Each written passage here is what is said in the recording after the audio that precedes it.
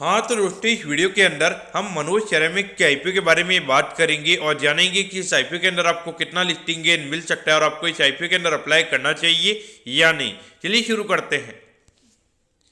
तो देखिए सबसे पहले हम ये जानेंगे कि ये कंपनी क्या काम करती है। तो देखिए जो कंपनी है 91 में ये कंपनी स्टार्ट हुई है, यानी कि लगभग अगर आप देखोगे 30 साल से भी ज़्यादा ये कंपनी को स्टार्ट हुए हो चुके हैं। तो देखिए जो कंपनी है ये कंपनी टाइल्स और जो एडिसिव्स होते हैं वो ये कंपनी हमें यहाँ पे उसके अंदर ट्रेडिंग करती हुए हमें यहाँ पे नजर आती है। यानी कि जो यहाँ पे बड़ी कंपनीज होती है उन्हें ये कंपनी खरीद के फिर उसको यहाँ पे जो बिजनेसेस होते हैं यानी कि जो बिल्डर्स हो गए तो उन्हें यहाँ पे डिस्ट्रीब्यूट करने का ये कंपनी हमें काम करती हुई नजर आती है। और उसके अलावा अगर हम देखेंगे तो यहाँ पे कंज्यूमर मॉडल भी हमें यहाँ पे कंपनी का नजर आता है। हमें 3 रिटेल स्टोर कंपनी के यहाँ पे नजर आते हैं, एक घाटकोपर में है, एक अंधेरी के अंदर हमें यहाँ पे नजर आता है और एक बेंगलोर के अंदर हमें यहाँ पे राजा राजेश्वरी नगर में हमें यहाँ पे कंपनी का रिटेल स्टोर हमें यहाँ पे नजर आता है। तो ऑल ओवर देखा जाए तो यहाँ पे कहीं ना कहीं अगर आप देखोगे कंपनी प्रोडक्ट आगे से लेकर बेचती है तो यहाँ पर कहीं ना कहीं अगर आप देखोगे तो बियॉन्ड पॉइंट यहाँ पे ग्रो करने में यहाँ पे कंपनी को दिक्कत रहेगी। अगर यहाँ पे एक अच्छे लेवल से अगर कंपनी को ग्रो करना है तो यहाँ पे जो रिटेल स्टोर्स वाला जो कंपनी का बिजनेस है वहाँ पे लगातार कंपनी को ग्रो करना पड़ेगा। बाकी जो B2B वाला बिजनेस मॉडल है मुझे लगता है कि वहाँ पे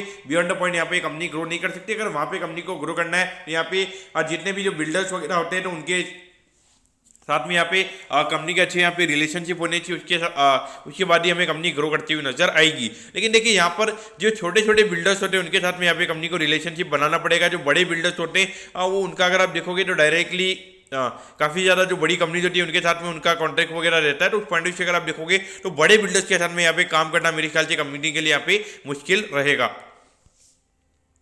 अब अगर हम यहाँ पे कंपनी के ऑब्जेक्टिव की अगर हम बात करेंगे यानी कि जो आईपीओ से कंपनी को पैसा मिलने वाला है उसे कंपनी कैसे यूटिलाइज करने वाली है, तो देखिए रिगार्डिंग जो वर्किंग कैपिटल के एक्सपेंसेस है उसके रिगार्डिंग यहाँ पे कंपनी का जो आईपीओ है वो हमें यहाँ पे आता हुआ नजर आ रहा है। अब अगर हम यहाँ पे कंपनी के फाइनेंशियल्स के बारे में अगर हम बात करेंगे तो देखिए 2021 में लगभग 37 करोड़ के लगभग का रेवेन्यू का नंबर हमें नजर आता है। फिर 2022 में अगर हम देखेंगे 44 करोड़ के लगभग का नंबर हमें यहाँ पे नजर आता है। और अगर हम 2023 यानी कि पिछले फाइनेंशियल ईयर के बारे में अगर हम बात करेंगे तो देखिए अराउंड 75 करोड़ के लगभग का रेवेन्यू का नंबर हमें नजर आता है। और अभी 6 महीने में कंपनी ने 43 करोड़ के लगभग का रेवेन्यू का नंबर किया है, जो कि इंडिकेशन दे रहा है कि लगभग 80-90 करोड़ के लगभग का रेवेन्यू का नंबर कंपनी का ये पूरे फाइनेंशियल ईयर में हमें होता हुआ नजर आ सकता है।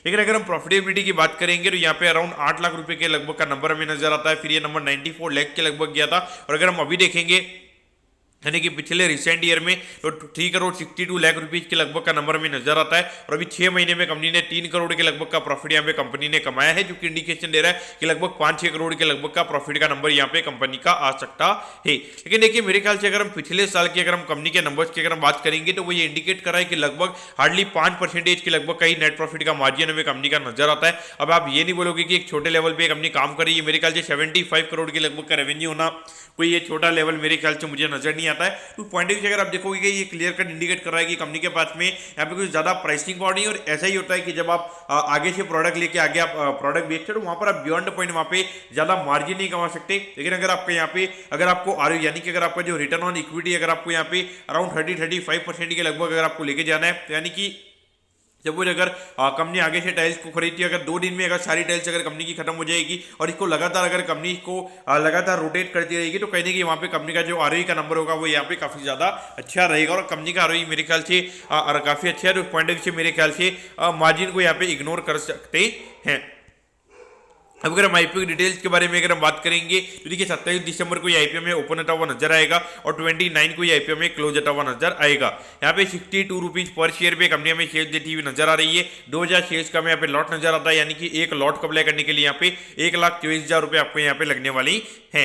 अब अगर हम इसी शेयर की अगर हम बात करेंगे तो 14 करोड़ 47 लाख रुपीज के लगभग आईपीओ में यहाँ पे नजर आता है। इसमें रिटेल कोटा की अगर हम बात करेंगे 50% के लगभग का रिटेल कोटा है, यानी कि लगभग 60 करोड़ के लगभग का रिटेल कोटा में यहाँ पे कंपनी का नजर आता है। और ये जो कंपनी है कंपनी में बीएससी के एसएमई प्लेटफॉर्म पे ये कंपनी में लिस्ट होती हुई नजर आएगी।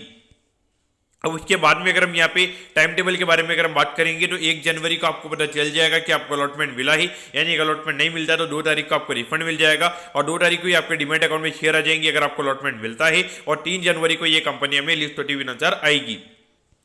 अब एट दी एंड अगर हम यहाँ पे वैल्यूएशन के पैरामीटर्स की अगर हम बात करेंगे तो वैल्यूएशन के पैरामीटर्स के हिसाब से अगर हम देखेंगे तो लगभग 50 करोड़ के मार्केट कैप पे ये कंपनी का आईपीओ में आता हुआ नजर आ रहा है। तो इसके हिसाब से अगर हम बात करेंगे लगभग 15-16 के पी रेशियो पे ये कंपनी का आईपीओ में आता हुआ नजर आ रहा है। तो अगर हम देखेंगे तो वैल्यूएशन वाइज यहाँ पे ग्रोथ वाइज अगर हम देखेंगे रेवेन्यू ग्रोथ भी अच्छा है, प्रॉफिटेबिलिटी ग्रोथ की भी अगर हम बात करेंगे अच्छा ग्रोथ है। और अगर हम कंपनी के अर्निंग के हिसाब से अगर हम बात करेंगे तो देखिए कंपनी की अर्निंग कैसे बढ़ेगी। तो देखिए अगर जो रेसिडेंशियल कंस्ट्रक्शन हो गया, कमर्शियल कंस्ट्रक्शन हो गया, अगर उसकी डिमांड हमें बढ़ती हुई नजर आएगी तो उसकी वजह से यहाँ पे जो टाइल्स वगैरह की डिमांड होती है, एडिसिव की जो डिमांड होती है, उसकी वजह से हमें यहाँ पे बढ़ती हुई नजर आती है। तो उस पॉइंट ऑफ व्यू से देखा जाए तो भी अच्छा खासा इंडिया में कंस्ट्रक्शन वर्क हमें होता हुआ नजर आ रहा है।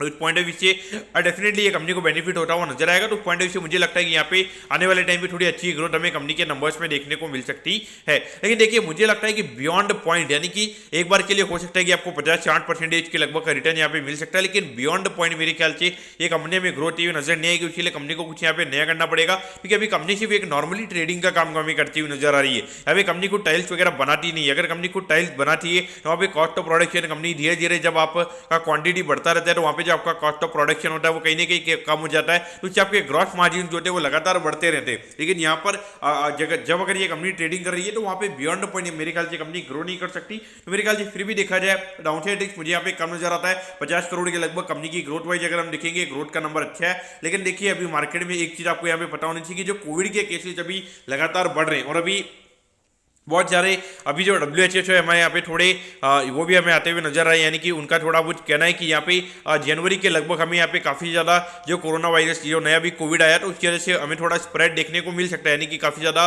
वो फैल सकता है। तो उसकी वजह से अगर बाई चांस अगर मार्केट में थोड़ा बहुत करेक्शन वगैरह रहता है, यानी कि लगभग 2-3% से लगभग अगर निफ्टी में करेक्शन होता हुआ नजर आएगा तो वहाँ पे कहीं ना कहीं यहाँ पे नेगेटिव लिस्टिंग हो सकती है। क्योंकि देखिए जब मार्केट यानी कि अगर हम निफ्टी के लेवल पर अगर हम देखेंगे लगभग अगर 700-800 पॉइंट की करेक्शन अगर हमें एक हफ्ते में देखने को मिल जाएगी तो अभी मुझे नहीं लगता कि वहां पे इसके लिए कोई बायर बचेगा। तो इस पॉइंट ऑफ व्यू से आपको ये माइंड में लेके चलना चाहिए कि अभी आने वाले 1-2 महीने में ये कोविड से रिलेटेड कैसे सिनेरियो बन रहे हैं तो उसके रिगार्डिंग ही आपको यहाँ पे अप्लाई करना चाहिए। अगर आपको लिक्विडिटी की जरूरत है, यानी कि अगर आप बिल्कुल भी होल्ड नहीं कर सकते, यानी कि अगर आपको लिस्टिंग नहीं आप बेचना ही है, अगर आप नहीं बेचोगे तो आपके जो इमरजेंसी फंड्स अगर उससे दिक्कत हो सकती है तो मेरे ख्याल से अभी आपको आईपीओ खास करके जो एसएमई आईपीओ है उनको अप्लाई करना भी अवॉइड करना चाहिए। क्योंकि एसएमई में आपको ये पता होना चाहिए कि अगर लिस्टिंग के दिन अगर आपको लिक्विडिटी अवेलेबल नहीं है, अगर बाई चांस अगर प्री मार्केट के बाद में अगर सीधा स्टॉक पे लोअर सर्किट लग गया तो आपको पता नहीं कि अब वो स्टॉक से आप कब निकलोगे। हो सकता है कि आपको 2-3 दिन लोअर सर्किट लग जाएगा फिर वो रिकवर कर जाए, लेकिन ऐसा भी हो सकता है कि वहां पे 1-2 हफ्ते तक लोअर सर्किट लगेगा और आपको आपका पैसा नहीं मिलता